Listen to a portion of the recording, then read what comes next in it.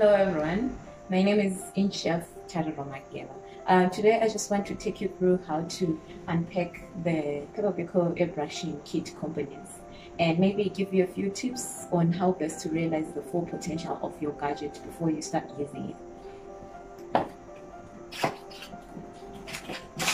So there's basically 5 things in the box. There's the airbrush,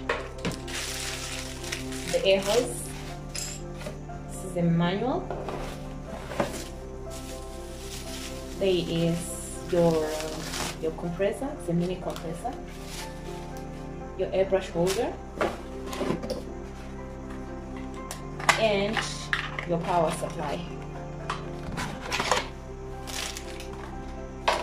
So you need to check if you have all these 5 things.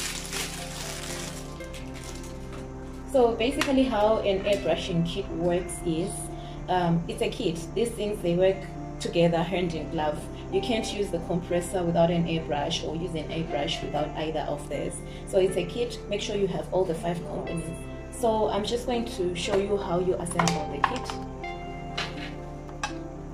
I'm going to take out the airbrush from the airbrush. What you want to do is to connect your air hose to the compressor.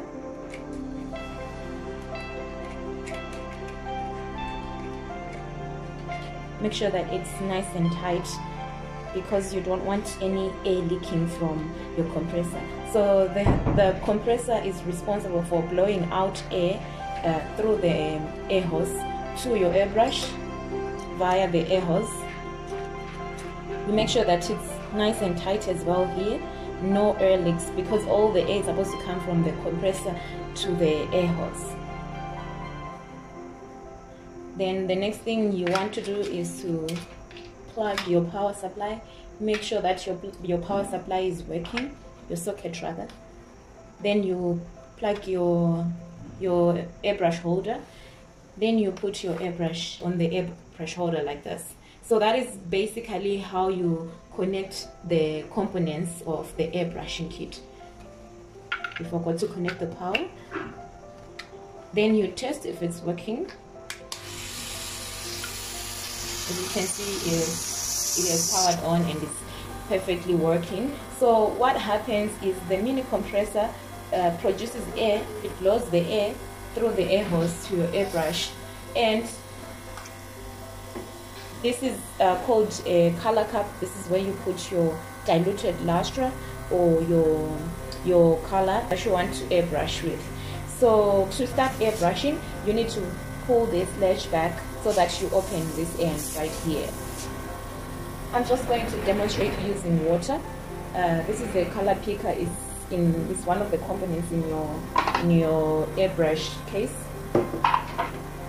So I'll use water for demonstration purposes. Just going to drop some color in the color cup.